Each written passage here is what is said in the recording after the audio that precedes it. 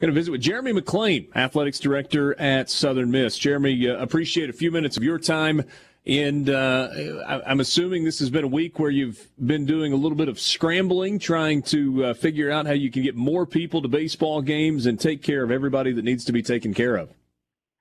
Yeah, first of all, appreciate you guys having me on. And yeah, it's been an interesting week, but it's kind of been the theme of this year. So I won't say that our staff has been well-versed in that, and they've done a great job of shifting gears and having a plan ready to go that will help us accomplish what we need to do. How much preparation had been done in hopes that things were going to move in this direction for an expanded capacity at Pete Taylor Park? Yeah, a lot, actually. And you don't always, until you kind of know what you're dealing with, it's hard to solidify a plan. But we had several scenarios where if we had the opportunity to, begin to increase our numbers, we knew how we wanted to approach that. And so there's a lot of work leading up to the season, how we went about selling season tickets. We developed a waiting list, all those kind of things. So all that really was in anticipation of allowing more fans, into the baseball, in to see baseball. So for us, it's about beginning to tweak that plan once you know exactly what you're dealing with. Jeremy, both Keith Carter and John Cohen told us yesterday that the two of them, along with you, worked together to kind of have everybody on the same page. What were those conversations like over the last couple of days? Well, I think, and we really did similar things for football and other sports, to be honest with you. We've had a lot of conversation throughout the year. And so I think it was more of a gauging of, hey, what are you thinking about this? How are you guys handling that? And to be quite honest with you, we independently of each other, really were in a very similar spot. And so it was a matter of just, making sure that we were all thinking about it the same way. And fortunately we were, and I think that it always makes it a little bit more, a little easier if you guys are moving in the same direction and trying to tackle it the same way. So I'm very fortunate, for the conversations and for the relationships throughout the state of Mississippi and trying to work together to get this right. They both alluded to kind of working in conjunction with the SEC, and I've talked to some folks at the SEC who made me think that they were not terribly comfortable with, the schools in Mississippi going from 25% to 100% for it to being a phased approach. I'm kind of curious what kind of conversations you've had with your league office and what they were comfortable with. Is similar to kind of what we're talking about with not doing it all at once? Yeah, I think so. And it's not – so our situation's been a little bit different where our league office has not been heavily involved in the baseball piece for us, more involved on the football and basketball sides. But there were, have had some conversation, and I think, yes, there's some some pause, if you will, and maybe a little anxiousness about, and we're not going to go from 0 to 100, right? And so we are going to phase this in, but I definitely think there's some pause there, and our league office is in Texas, and so they're dealing with some of the same things there when it comes to good point. The state reopening and trying to figure out how they want to manage it too, because we've got a conference basketball tournament that's happening next week in Frisco, Texas. And so, those are things that they're dealing with as well.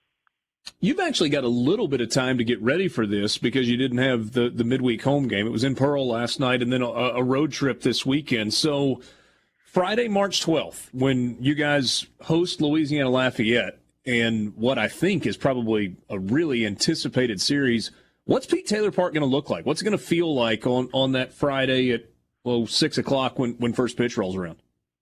Yeah, let me first say I think I'm very thankful and I'm proud of our staff. I think they did a great job initially, even with limited attendance, of making sure that we had seats filled and we had people in the park and it was done safely. And so we really got a great foundation to build off of, and our first couple of weekends going really well. And again, we've had really good crowds in the park, but it's been something that, was safe and we were able to follow the guidelines. So, next weekend is going to be a little bit different. I think the main thing for us, number one, is, like I said, we developed a waiting list early in the year for season tickets. And, we had a deadline and we accommodated everyone we could up to the 25% up to this point. And then so we're going to go back and we're going to be able to go to the folks who are on that waiting list and allow them to purchase season tickets. So that's going to be the first step for us. And then we're going to open up a few more tickets to our students. So that'll be the second piece for us. And then I'm hopeful that once we can get comfortable with that, and we know what our scan rates are and we know what our numbers are going to look like, that we're able to open up some single game week of, sales where we can, whether that's this first weekend or whether that happens in weekend 2 or 3, I'm hopeful that we're going to be able to do that.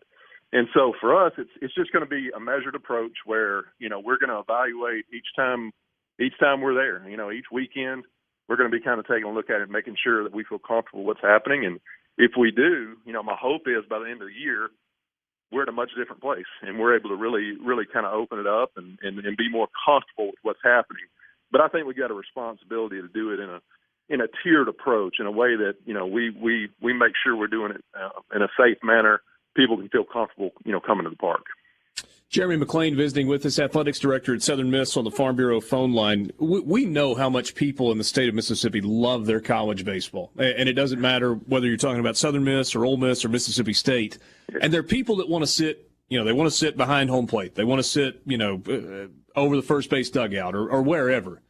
But there's also this party component that exists. It exists in Starkville, it exists in Oxford, and it exists for you guys with the Roost, kind of out beyond the right field wall and down the right field line. What's it going to look in that area that is so different than the rest of the stadium?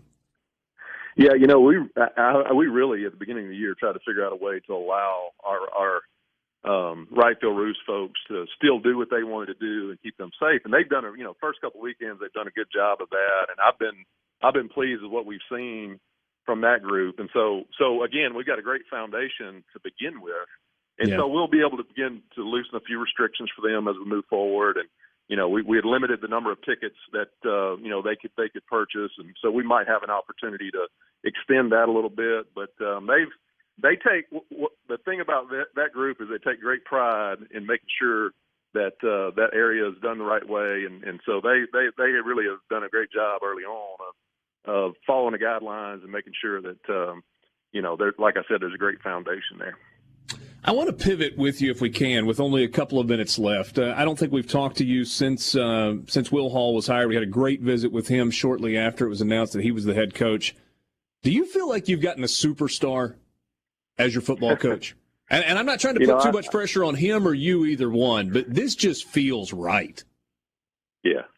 And I said this, I think, in the press conference. Just Will and I didn't meet, 4 months ago. We've known each other for about a decade. And so, I thought it felt right too, from during the process. And as we worked through that, Will just seemed to really fit into who we are and what we need. And I feel even better today than I did, in early December about that. And everything he's done to this point has reiterated that he's the right guy at the right time.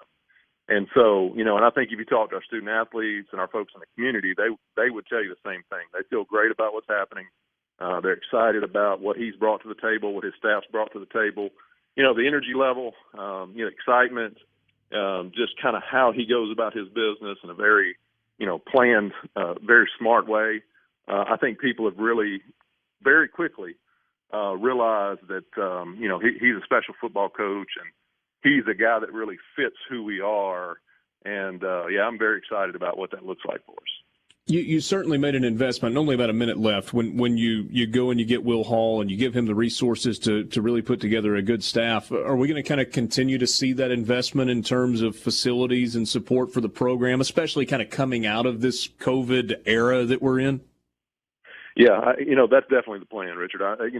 There is obviously this past year gave us some pause and we had to regroup on some things that we were wanted to focus on. But I think as we come out of this, we begin to re-engage in some of that.